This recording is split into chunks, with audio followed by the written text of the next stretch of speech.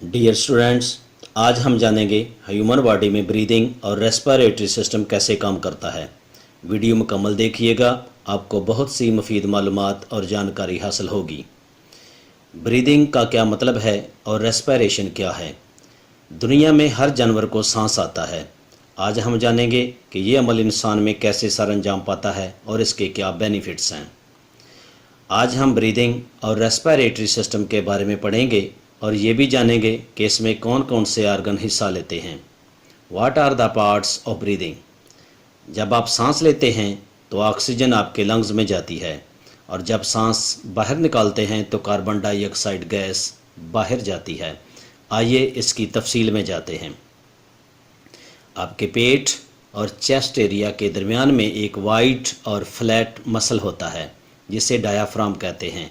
जब ये डायाफ्राम सिकुड़ता है तो चेस्ट एरिया खुल जाता है, जिसके नतीजे में पसलियों के अंदर हवा का प्रेशर बाहर की निस्बत कम हो जाता है। ऐसे में हवा बाहर से अंदर दाखिल हो जाती है। हवा नाक और ट्रैकिया के रास्ते से लंग्स में दाखिल होती है, जो कि एक लंबा रास्ता है।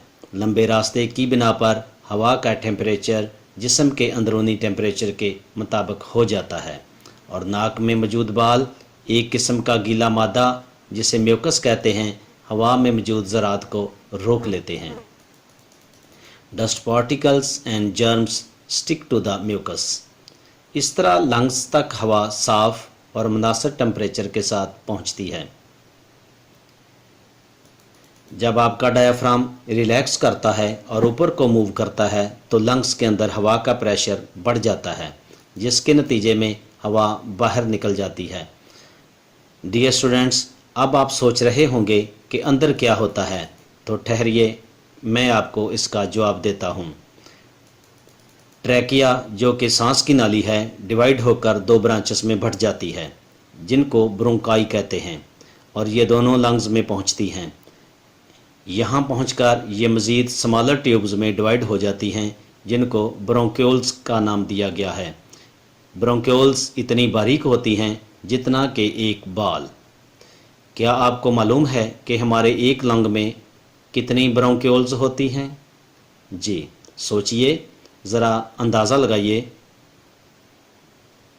चलें तो मैं आपको बता देता हूँ। एक लंग के अंदर 30,000 ब्रोंक्यूल्स होती हैं। जी हाँ, 30,000।